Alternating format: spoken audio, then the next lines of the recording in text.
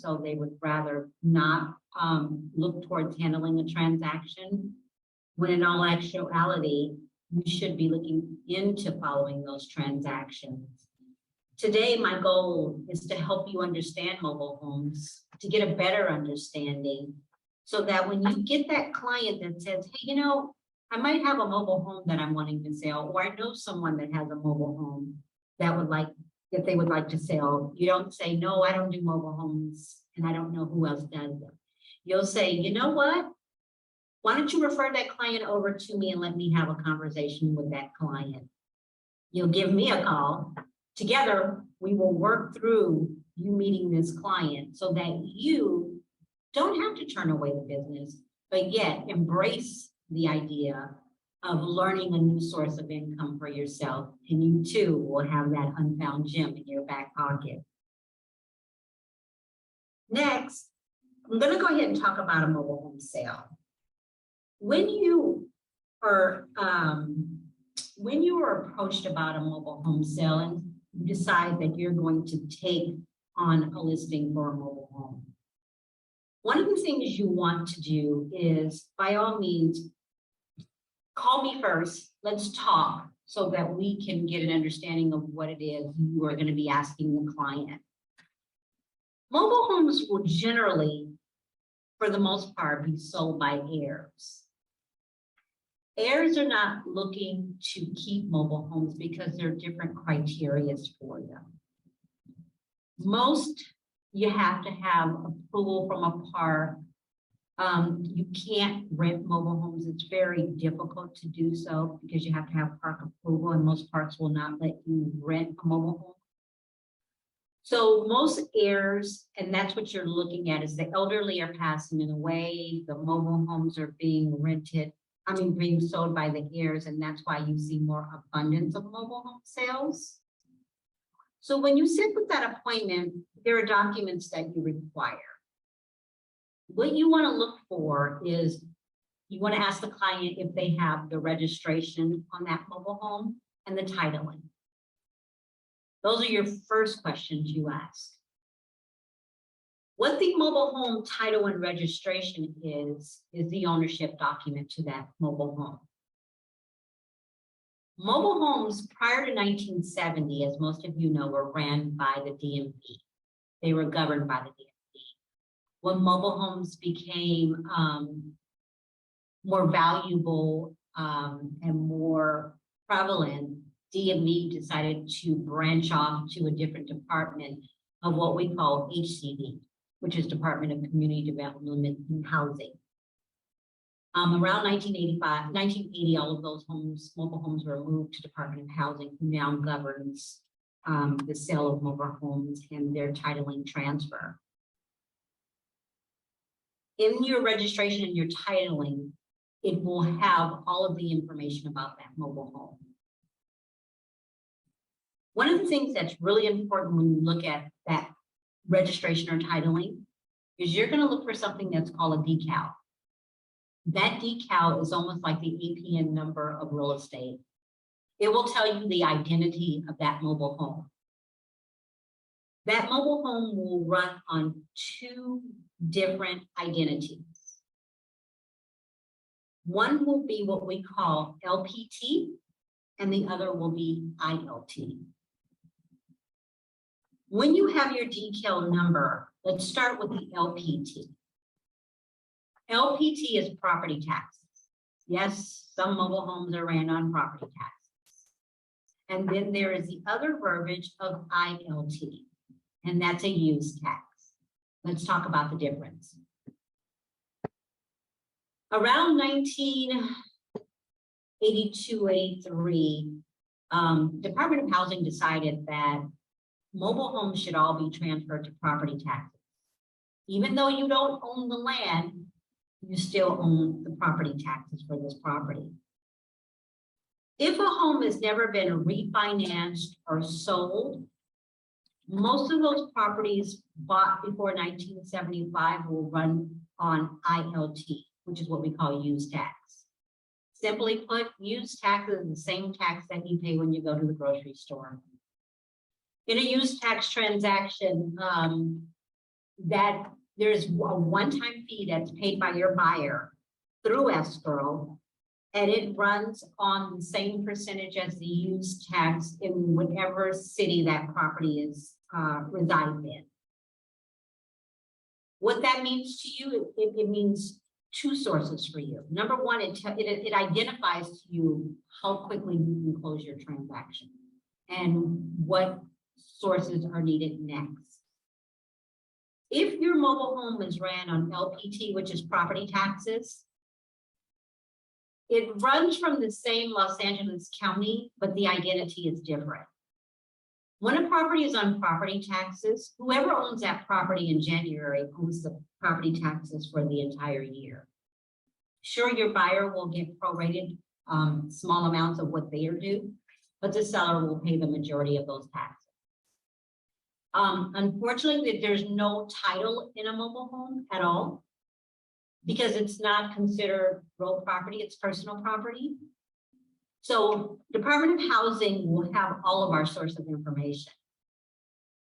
When a property has LPT, which is property tax, what happens very early in the transaction is the escrow company will make a request from the county recorder's office for amounts due. If you have a property that's on property taxes, what it means to you is you can't close your transaction for at least 21 days, because that's roughly about how long it takes to obtain that conditional tax certificate. If your property is on ILT, which is use tax, you can close your transaction in probably 2 weeks. We'll talk about financing versus cash shortly, but I want to go back to your listing appointment.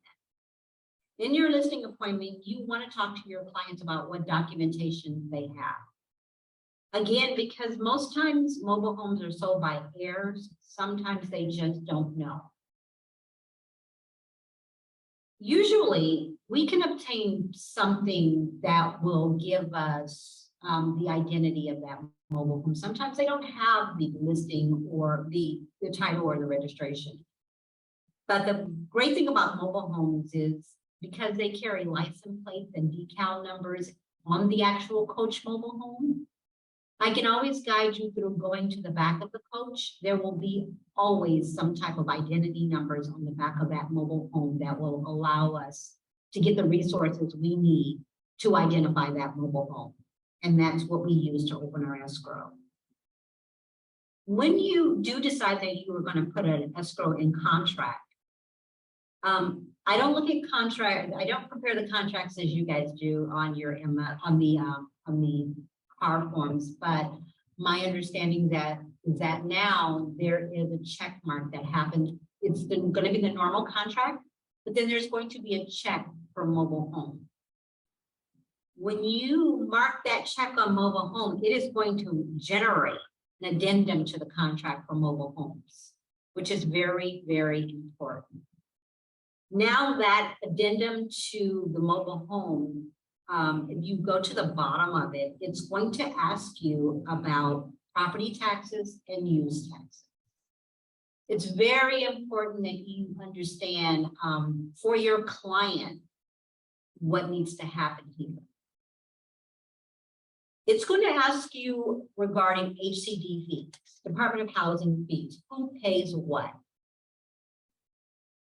Always it's negotiable between your buyer and seller who's going to pay title and escrow, HCD fees and escrow, but ultimately in HCD fees, escrow fees, each pay their own. And it is best to have each pay their own because they are divided into amounts depending on what it is we're applying for Department of Housing. So I would always advise that you select each pay their own. Then it's going to talk to you about use tax. Well, use tax should be paid by your buyer. If you want to know why, again, the term is used by the buyer. If you go to the grocery store, you pay your property. You pay the sales tax. Anywhere you go, you will pay sales tax. This is personal property. It falls under the same category. So use tax, for your memory, is used by the buyer, and they will pay the sales tax unless you negotiate something different. Next, once you're in contract and you have an agreement between buyer and seller, the first thing you want to do immediately, every park is different. I've heard of a few parks, and it's a very few amount of parks that will allot for a buyer to go in prior to being in contract. Most want you to come in once you have a contract. Your buyer needs to be vetted immediately. What we will say is, for real estate, so how you have a rule, you have contingency periods, you have inspection periods. It runs the same way in mobile homes. You want your buyer to get their inspection, you want them to do any investigations that they're going to do on that property, and you want them to get park approved. Your park approval will determine whether or not you have an escrow or not. Because if your buyer is not approved in that park, you can't move any further in your transaction.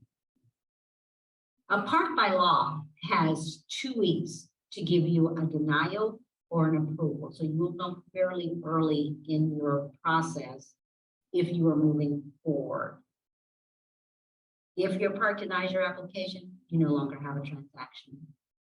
So be very conscious over making sure, whether you're the listing agent or the buyer's agent, that you stay in the process of that application. Even if you're the listing agent, I know it's your selling agent's responsibility to follow through with their client. But as a listing agent, I would never let a day go by without sending out something that says, what is our status on your approval? Or even contacting the park directly. Most parks will not be opposed to talking to you about whether that client has been approved, so that you're not spinning your wheels and losing time on a transaction when you move to the next client. Let's talk about purchasing of a mobile home, whether we're talking cash, loan. If you are going to go into a transaction with your buyer is going to obtain financing. And I'm going to sidetrack for a moment to say that I've been in the industry long enough that I have seen mobile homes when they were priced at $8,000. You could buy an entire home for $8,000 over the last 20 years. As time has evolved, mobile homes are now in the area. You may still be able to find a mobile home in the $90,000 range, but that's far and few, and they're probably in really bad condition. Mobile homes now are running in the area of about 150,000. In Orange County, they could be up to 400,000. It just depends on the area in which you're selling that real estate, that mobile home real estate property in, that mobile home, I'm saying real estate, personal property in. So I have seen the evolution of prices of mobile homes going from the 8,000 range to the 150 and above range. What I always say to you, don't shy away from mobile homes.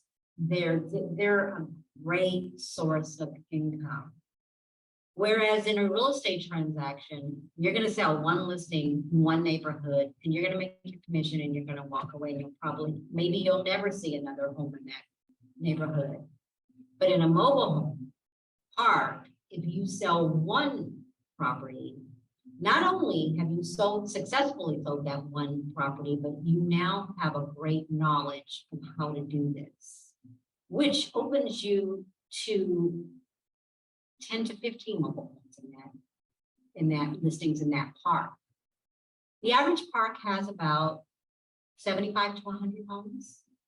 Well, just imagine if you could get 10 or 15 listings in that park. What if you market it to that park? The same way you do your farming in real estate, you do it in mobile homes as well. You door knock, you get to know the neighbors. You pass out things as you door knock, as you, whatever you do to do your marketing. Can you imagine if you were able to get 10 listings or 15 listings over a period of time in one park? That's a huge return to you. And now, the great news is you have two sources of income. Because of course we want to continue on with real estate because that's where we strive. But if you could have a whole additional income with mobile homes, if I can use slang, you have to completely score in your income because now you've made your one income two income.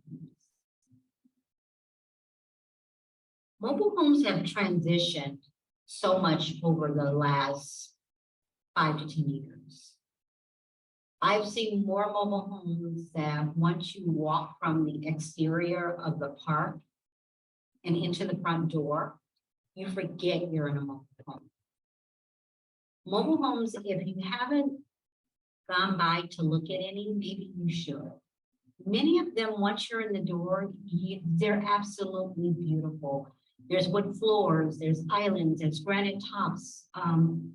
Many of them, what they call the larger mobile homes, the double wide mobile home. What it is 2 mobile homes put together.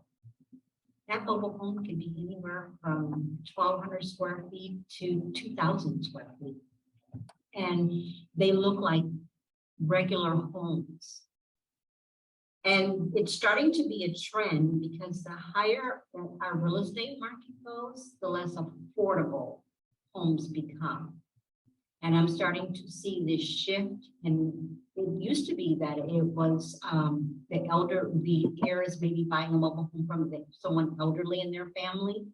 But I'm now seeing the younger generation now buying mobile homes because they're what's affordable. Again, at the end of the day, it's still an asset. It's an appreciating asset.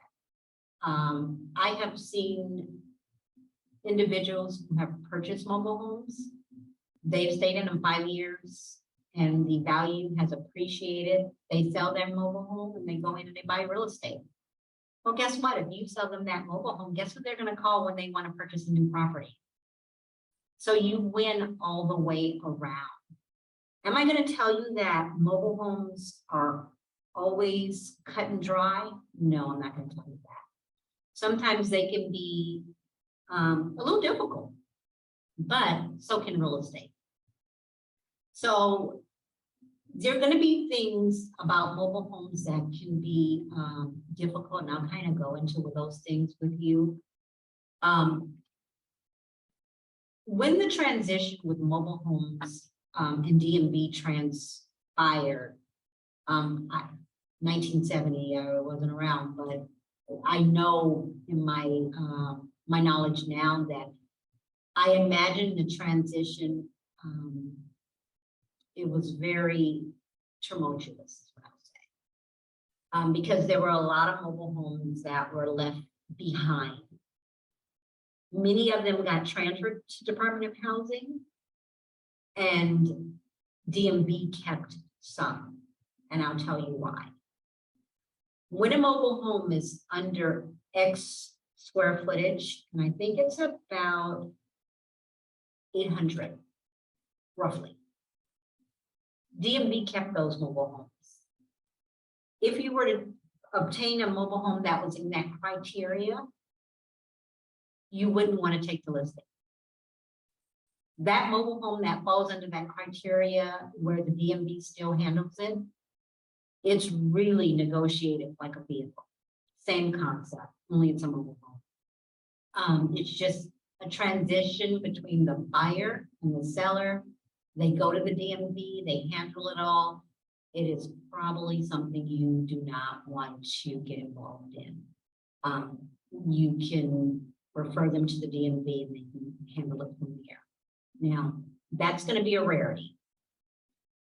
In some mobile homes, when the transition happened, there were mobile homes that had loans on them at the time. And if I had to take a guess, and depending on, and with some of my conversation with HCD employees, HCD didn't know what to do with those houses that had payoffs on them and financing. So those mobile homes kind of went into a dark world. They sat. Some of them they cleaned up, some of them they did not. I've encountered 2 that they have not. It's a difficult transaction, but I have the experience and the knowledge to know how to get you through it. It could take a little longer because those properties sat. Department of Housing, they did absolutely nothing. So the registrations never transferred, the titles never transferred.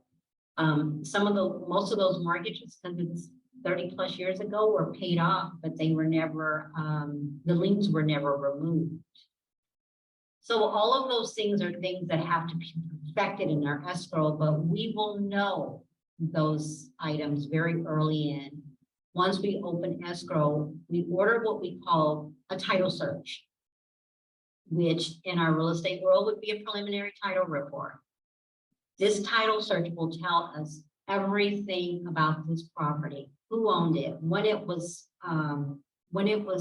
built, when it was first sold, whether it falls under LPT or ILT, who the current owner is, when they last registered that mobile home, if there's any liens on that mobile home, is the seller current on their renewal fees? Are there any liens on that property? We will be advised very early in on what we have to work on. I currently have a mobile home in which when a mobile home has descriptions, there are serial numbers. Again, it's very much like a vehicle. You have your decal is your identifying number. You have your what they call insignia numbers. Insignia numbers are identity numbers to a mobile home in which every mobile home must have in order to be sold. Should that mobile home not have the insignia numbers, you won't be able to sell your mobile home. What has to happen is through your transaction, we have to obtain those insignia numbers. Again, we will work together to obtain those insignia numbers.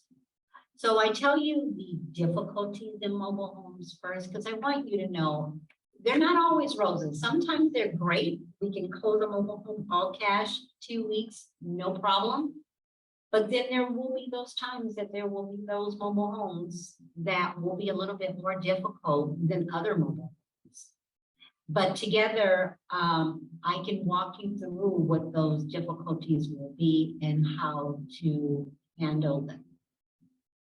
When you have financing on a mobile home, when you know your buyer is going to come in with a loan, definitely when you write out your contract, never expect a loan mobile home to close quicker than 60 days. So you do yourself and your clients all a disservice if you put 30 days on a contract, because it will not happen in 30 days. And the reason for that is in mobile home financing, you have only a few lenders who do mobile homes, and one of them is a larger company called Santiago. But they broker out those loans. So Santiago will be the broker. They'll broker it out to the lender that's going to actually obtain the financing for that property. But what happens in a mobile home financing is the lender, for the first 2-3 weeks of your transaction, they're obtaining information. They're obtaining income, who's going to reside in that property. Everyone that's going to reside, it's going to be on the line, they all have to qualify. They have to show income, employment, all of those things. That mobile home will not even get an appraisal on it for at least 3 weeks. Until the lender has every piece of documentation that they require, they don't even order the appraisal. So the appraisal won't take place for at least 3 weeks into your escrow.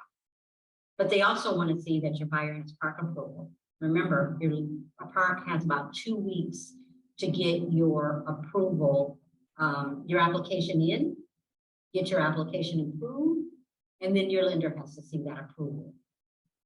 Once the lender has the appraisal order, the approval in, they will then submit your loan. That loan process and underwriting could take a week or so. And then once they do that, then they move towards obtaining your loan documents and things of that nature.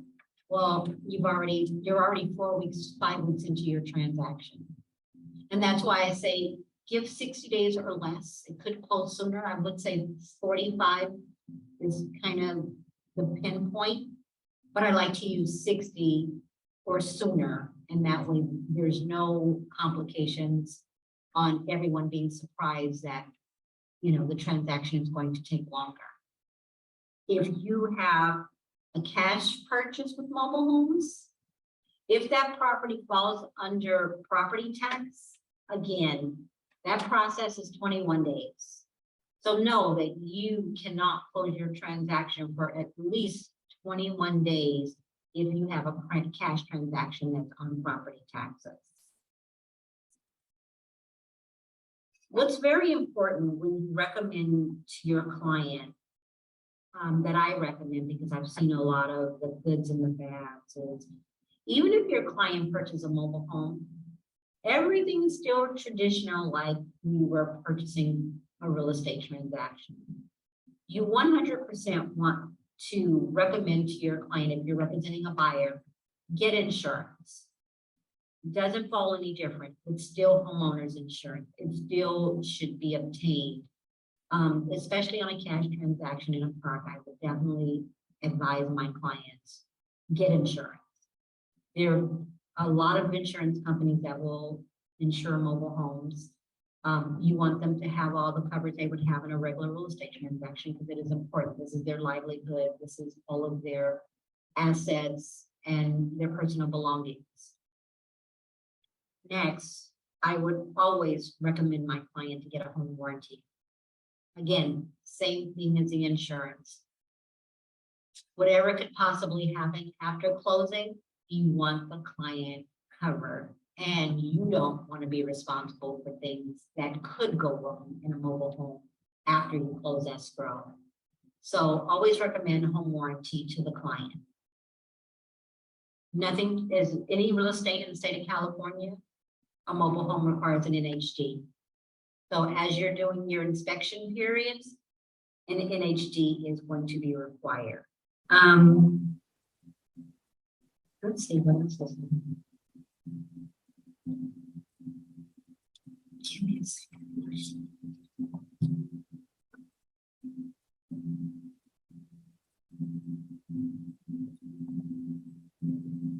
As I mentioned before, don't shy away from mobile. It may seem like it's a lot of information. It is, but it's repetitive information. It doesn't change. I think once you get the hang of one transaction, and maybe even after you watch this video or you hear this class, you'll be able to see it is different than real estate, but in some ways it's not. Most of the things you do in your real estate transaction, you still have to get a contract. You still have to have your inspection periods. You still have your, if you have a loan, your contingency periods and things of that nature. Your disclosures. The disclosures might look a little different, but it's all the same paperwork. So I always say, if you can write a contract, I can get you through the rest of your transaction. Mobile homes are not as scary as you think they are. The dynamics are different, but the fundamentals are the same. Again, can they be difficult? Yes, but again, so can real estate. So don't shy away from it. Because again, as I said before, if you have one listing in one neighborhood, you can have 10 listings in a mobile home park. The way mobile homes, like the fees and prorations, all of those things on the escrow side, they remain the same. Your escrow fees look a little different because you have different fees in a mobile home. HCD, which is Department of Community Development and Housing, their fees are incorporated in our closing. So they're assigned to both buyer and seller. And that's why I said in your contract, when you see the, it's going to ask about HCD fees, make sure you say each pay their own. And when we close, all of those fees are submitted to Department of Housing. Now, an important piece of information for mobile home sales, is when you sell a mobile home, you change over possession and money only first. The transfer will not take place for 6 to 8 months. This is going to get a little bit more to the understanding. When we talked about the title search, in which I told you escrow orders a title search, what happens when that escrow is open through Department of Housing? There is a moratorium that's placed on that property. And what that moratorium states is there is a transaction going on in this property. Nothing can happen while this moratorium is on this property. It can't, someone else can't write a contract, someone can't do a name change, someone can't put a lien on, nothing can happen in this moratorium period. The moratorium stays on this property until that property completely transfers within 6 to 8 months. So even though you give your buyer keys and you have your commission check and everyone is considering the property closed, that property is still moving along with escrow. We monitor those escrows for 6 to 8 months to date of when they close. With Department of Housing, there is, you will have in your escrow package, just so that you kind of know what it looks like, is you have your escrow instructions, you have your commission instructions, but then you have your Department of Housing package. The Department of Housing package is documentation from Department of Housing that they require to complete your transaction. Those forms must all be signed in completion with wet signatures. So when we get an escrow, your clients cannot DocuSign. They cannot scan copies back to me. Everything must be live, wet signatures. Those documents cannot be dated, any of them. And why can't they be dated? Is because in the process of those documents, there will be what we call a power of attorney. The power of attorney will state to Department of Housing that your client, both client lists, because it goes for the selling, for the seller and the buyer, authorize Marie Palacios, Contempo Escrow, to sign on their behalf. Well, some people kind of panic when they see that. And your client will call you because, again, people have the power of attorney and they panic. Well, you can advise your client that that power of attorney is limited. It is limited to the transaction, one. And once the property once the property gets transferred with the proper Department of Housing, it's no longer valid. So the power of attorney mainly says that even though all parties, including the agents, go along their merry ways, escrow has the ability to transfer that property if something were to change. What happens is after the close of escrow, escrow will submit to Department of Housing the package of all the client's documents between the buyer and the seller. Department of Housing, they are, I work very closely with them and I have close relationships with them. And the real problem right now is backlog. I think we've never seen mobile homes transition in the amounts that we're seeing them now. And so right now it's just pure backlog. So the 6 to 8 months is really, it's more like 6 months, but depending on the mobile home and whether there were some issues with that mobile home, like we talked about the difficult mobile homes, it could be up to 8 months. But escrow has the ability to be able to sign on behalf of your clients. So if your clients have moved out of state, if they're no longer in the local area, the escrow company is not going to go search for those individuals. I've seen sellers close escrow and disappear. No forwarding address, no phone numbers. I've seen it actually more than one time. And if you can't find that seller, or that seller passes away, you are in huge trouble. Because at that point, that mobile home cannot be transferred, which means now we have liability. So your client will, it's now, sometimes I'll get, I'll use the word flat, because the sellers or buyers don't want to sign the power of attorney, but it is really a requirement. And as agents, you'll have to just advise your client that it is imperative that that power of attorney is signed, because if for some reason we can't find that buyer or seller, we all go into liability for it. But over the next 6 to 8 months, that mobile home is being reviewed by Department of Housing. Oftentimes enough, there are fees that are due on a mobile home. Even after we close, we send the filing fees. But because the backlog is so great now, new dues incur over that 6 to 8 months. When we close escrow, your escrow company will hold funds from buyer and seller. Depending on whether it's use tax or property tax will determine the amount. Normally, if it's property taxes, we'll hold about $350 on each side. And if it's use tax, I hold about $250 on each side. And what happens is, if we're 5 months down the road and something is returned to me from Department of Housing, it'll say, okay, Marie, we need $85 and we need another form signed. Well, I don't have to go look for my buyer and seller. I have those funds in escrow. I have the ability to sign. I take care of those items. I send it back to Department of Housing. Shortly thereafter, within 2 weeks, that property transfers.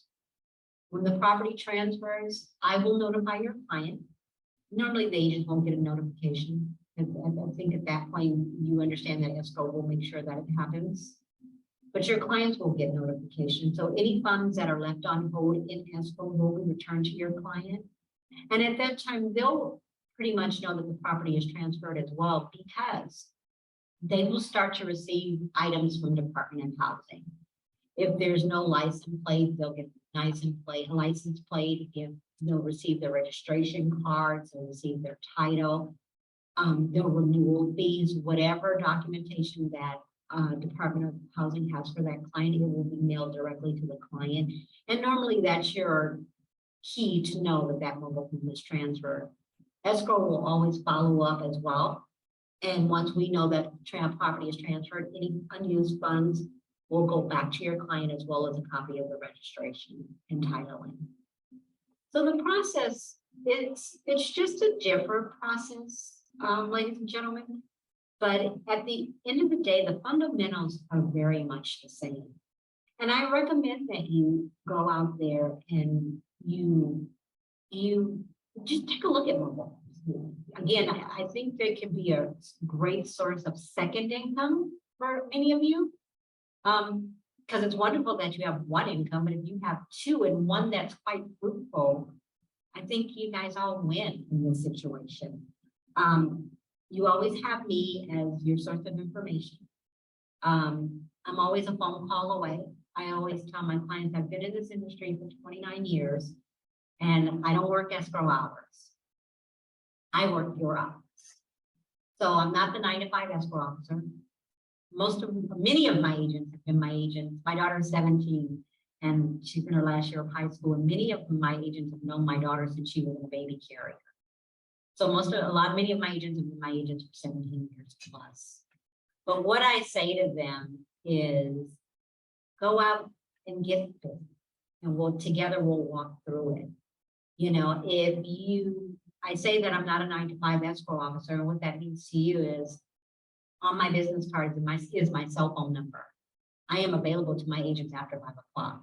Everybody has a courtesy respect, but if you text me a message at 8 o'clock because you're with a client and you need an answer from your escrow officer, you can't say, I can't answer that question because my escrow officer is not available. Well, she is. Text me.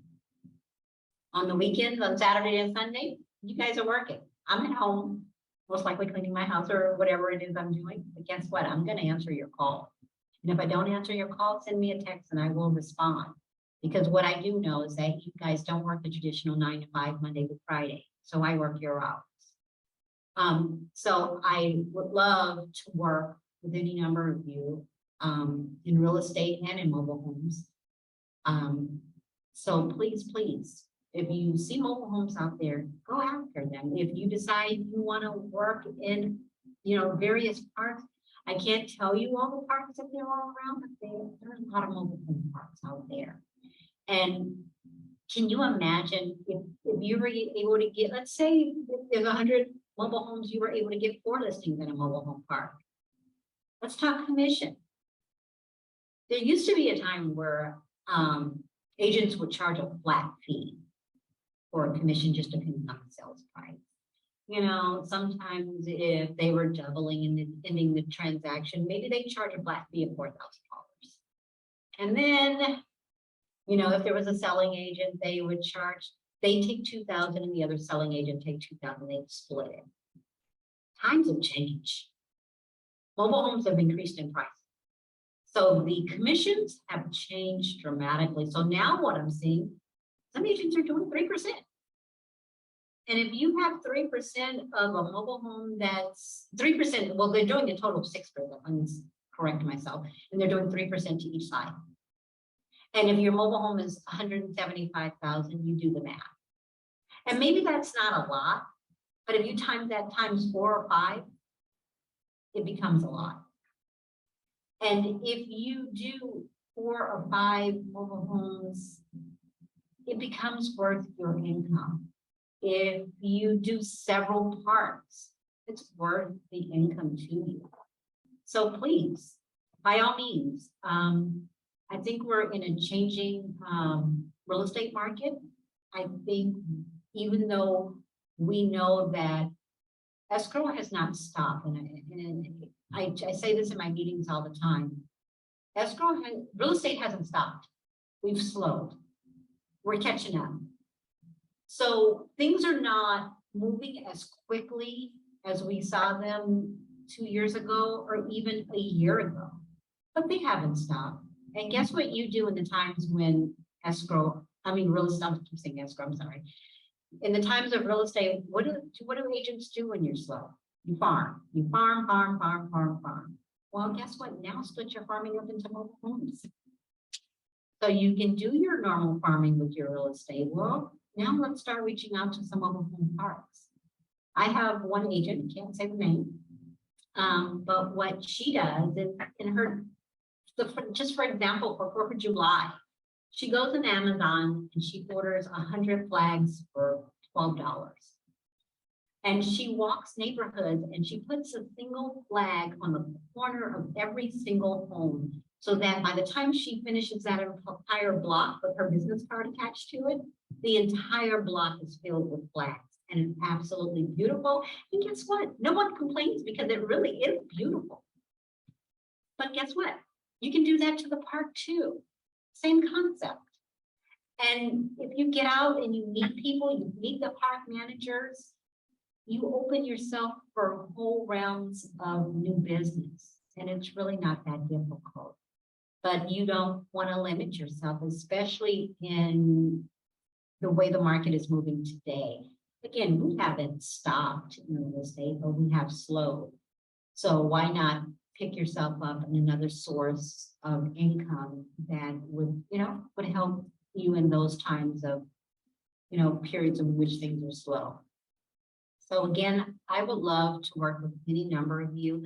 I know that I'm probably close on time. How am I doing here so far? We're going to have about 10 minutes. 15 minutes? Yeah. 15 Unless minutes? you want to do Q&A, we have some questions in chat. Yes, let's go ahead and open up this because I think I've opened up everything that I have for you guys on mobile homes. So let's open it up to some questions. So thank you, Marie, for your wonderful presentation. We do have some questions from the chat box. The first question is from Yan Long. Said, are there any requirements of buying a mobile home? I saw most of the mobile home nearby have the age limit of 50 years old and above. It depends on the park. Some mobile home parks are 55 and older, and that's their criteria. I think you have to seek that information out from whatever park you decide to market in. Because there are some parks that are 55 and older, but then there are parks that are open for age. They're open for age limit. There's no age limits on them, I should say. So, okay. So they're kind of like a senior mobile park and some just like a regular mobile park. That is correct. I would definitely suggest any park that you decide that you want to start to farm at, I would make an appointment with that park manager and maybe have some conversations of what their requirements are for that particular park. That way you don't spin your wheels and bring your client somewhere that they don't probably qualify for. Okay. The next question is from Mindy Yan. She's asking, is there any other way to retrieve sold comps besides MLS or paying San Diego Financial for the sales comparables? Also to see who is on title before signing a listing, since there's no title report or preliminary title report. Let's start with the MLS question for comps. I don't think there's another way to verify comps for values other than the MLS. Santiago is a brokerage, a loan brokerage. So I don't think that they're going to have that ability as well to provide comps. So I think your comps are pretty much going to be what's in the MLS, one, and two, maybe find out what the earliest sales are in that park to kind of gather you with, to kind of give you the proximity of what that property should sell for. So I think your MLS is your number one location for your comps for value. And I think also it'll be your comparables of what is sold within that park. I think you have, I would suggest that you do your research on what the current sales in that park are. Now you're going to have some parks that many have not sold because they don't go anywhere.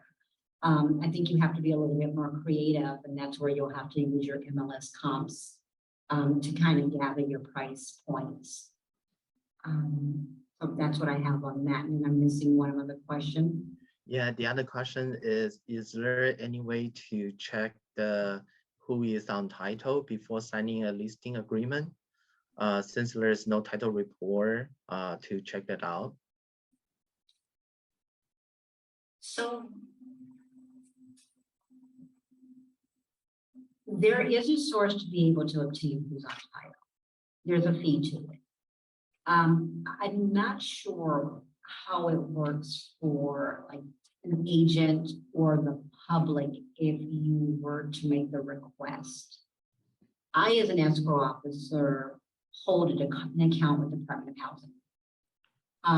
And as we open our escrows, we have the authority to use this account to be able to check titles on this property. But again, there is cost incurred that we incur upfront, and we pass it on to the client once in escrow.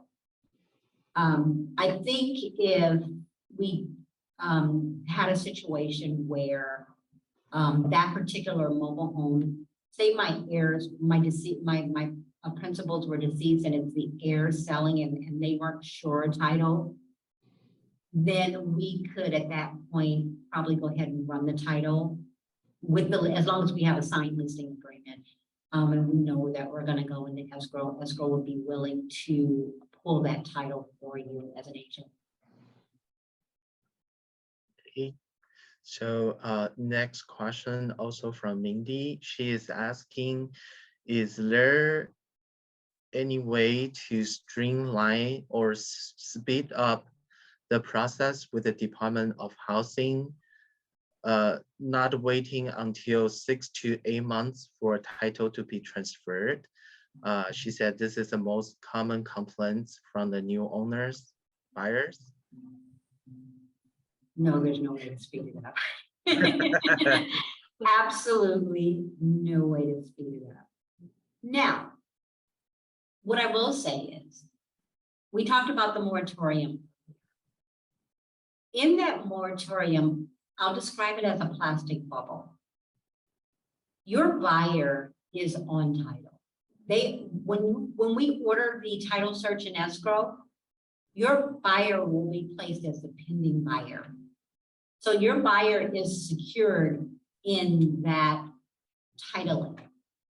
So just for instance, and I actually had this happen recently, I had another agent, I had an escrow, a mobile home in escrow, in which we had the moratorium on. And I had a totally separate agent write a contract for the buyer and put it into escrow. Totally separate agent. When that escrow company tried to open title with the Department of Housing, they could not because I had the title locked. So just to show you how powerful the moratorium is, that escrow company couldn't open their escrow because I had the moratorium. And when the question became, why can't I open my escrow? The answer from each Department of Housing was, there's another escrow who has precedence over what you're doing. So your contract is no longer valid. And that's how powerful the moratorium is. So your client, even though they don't have the registration and titling in their name, they do have an HCD title search that shows them in the pending, as the pending owner, and no one else can change that.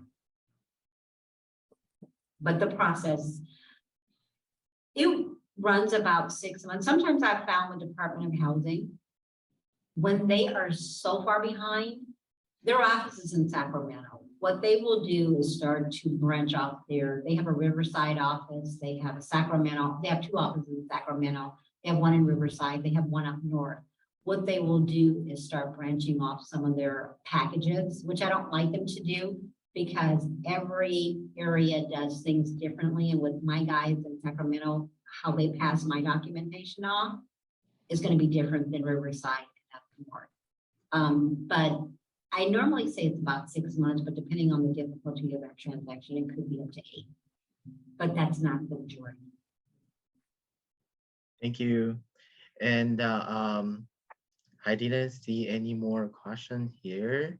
And Minnie said that thank you and I love you. Give you a big thumb up. Said that when you say you work our hours. But is the 626-446-2401, is that your cell phone number? Because Mindy is asking if you could provide your cell phone number. Sure, I can. She can hear me just fine. Oh, I see. Okay. So I wrote down a couple of questions to ask you, Maureen. Sure. Thank you for the class, by the way, very interesting. Matter of fact, my sister, who's younger than me, owns a mobile home, and she does look very much. So you're talking about the user taxes and the property taxes, right? So the property taxes, I assume that it's the same rates like the normal real estate taxes, which is 1.25, and they add an extra quarter every year. What about the user taxes? You're talking about like sale taxes? That would be super high. Yeah, well, let me tell you how that's broken down. So we'll get a little bit more in depth. What happens is when an escrow is open, escrow makes a request from Department of Housing in value. And to give you a compare, I always like to give you comparisons so you understand what it's like. The comparison of value is Kelley Blue Book. So even though you have your home on the market, it's valued at $150,000, and you have all of your comps to 150. At the end of the day, that mobile home, technically Blue Book value might only be worth $8,000. And that is the figure that Department of Housing is going to give. They range between 8 and 10. If they're newer, maybe 15. And so what happens at that point is once I apply for the value, let's say the value is $9,000. Well, if the property is in El Monte's used tax rate is 10.25. I'm going to take that 10.25 and I'm going to times it by that $900 figure. And that's what the use tax is going to be. If it's $800, that's what that fee is going to be to the buyer. And that's how it's created. Okay, but you also mentioned that those houses that they actually tax using the user tax kind of, system. That's the use tax system. Yeah, Is that Department of Housing will give me a value based on their version of the Kelly Blue Book. And whatever that value that they give me is how I do the sales tax. And that sales tax is whatever city tax that property falls in. So your use tax can be anywhere from $200 to $1,100, just depending on what that value comes back at. but those are for older mobile homes. You said because the taxing system is already stopped, right? Back in the 70s. Yes, the taxing system has stopped, but if an owner has, Department of Housing would rather all homes are mobile homes because they don't want to deal with it. But a lot of the homes that are original mobile homes, they've never been transferred. So there are plenty of mobile homes that are still in sales tax because guess what? They're original owners. I see. I have another question. Sure. You mentioned about difficult mobile homes. Those are the homes that are owned by the DMV. And those that less than 800 square foot home. Also, you might also mention that there are homes that are owned by the Department of Community Housing. No. Okay. So who's selling those difficult mobile homes that are owned by the DMV? Are DMV the one who's selling them? No, most of the times that, and I've only seen a few, it's funny because I've done this enough time, I've kind of seen it all. The few times in which I've handled the transaction, the buyer and seller just wanted to go through escrow. And one of the things I've learned about escrow is you can escrow anything as long as the buyer and seller are mutual agreement. So in this case scenario, the buyer and seller allowed me to handle the escrow, and then escrow prepared an amendment that says buyer and seller will handle transfer of property directly to DMV, and I stepped out of it. Because physically what I have learned is when you have a DMV mobile home, the buyer and sellers physically have to go to DMV. It's nothing different than a car transfer. Same concept, same process. So escrow can't be a part of that. But if they prefer that we handle money for them, we can transition the money and we can pay the agents if the agents are being paid. But the transfer of that mobile home will be done directly to DMV. Other parties will step out. But you don't see that very often. It's not, that's a rarity that you see that. And I think I've only seen it twice. I have one more question about part approval. What do they look at when they talk about part approval? What do they look at? Is that like certain criteria for that particular part? I'm aware that a lot of part, they don't require people who have to be 50 years old or older. But what is the normal criteria that they're looking at when they approve for the buyer? Again, as we spoke about parks, that's why my suggestion is to always go to a park and find out what their criteria for there are many parks that are 55 and older, and then there's many parks that are open to the age range. But that's why I always suggest as an agent, if you're planning on marketing in that particular park, go find out what the rules and the regulations are so that you don't waste your time with your client. But as far as what the park is looking for, it's almost like an apartment rental. I try to give you guys comparisons so that you understand the concept. They're looking for income. They're looking for, my understanding is the income is quite comparable to a rental. They want to see 3 times the amount of the rent. So they not only want to see income, they want to see the source of income. They want verification. They want to know who's going to reside in that mobile home. Most mobile home parks, on the majority, anyone that lives in that mobile home park has to be approved. If they're not, it's a problem. Even in case scenarios where, and this is kind of like a case by case criteria, sometimes with the elderly that are applying for mobile homes, maybe they don't have the income to qualify. So what the park will sometimes allow is an individual to go on with them to help, almost like a co-signer. And they will allot, but that individual has to complete the application. They have to qualify as well. And they may, if there's financing involved, if the buyer does not qualify, again, they will allot for a co-signer, but most parks, if that individual is on the loan, they want them on the park approval as well. Last question. Sure. Promise. Besides, you mentioned Santiago is the largest lender for mobile home loan. Mhm. Are there any other banks or other lenders? Because I think it's not all banks have, they will do mobile home. No, you know, currently, at one time, I'm gonna use the term rule the roost. So Santiago really ruled the roost at one point, but now I'm starting to see different lenders coming in. I find probably Santiago has certain things that, maybe higher interest rates. I'm not sure exactly because I've never had to qualify a client, so I'm not sure what the criteria is, but I'm starting to see other lenders stepping into the mobile home world. Believe it or not, lately I have had several transactions with Navy Federal Credit Union. And many people belong to that thing. Maybe it's best to go straight to the credit union. But I am starting to see other, I think I have one First Financial Credit Union on one of mine as well. So there are other entities that are now stepping up into the mobile home loan process. I think we just have to kind of seek them out. And again, because I have closed many of these or have opened, I have other resources of lenders that I'm now starting to see come into the mobile home world. So just give me a call and I can give you phone numbers of, you know, lenders that I have currently in escrow. I'd be more than happy to do that. So no more question. Then thank you, Marie, for the wonderful presentation today. This is not a new information to me.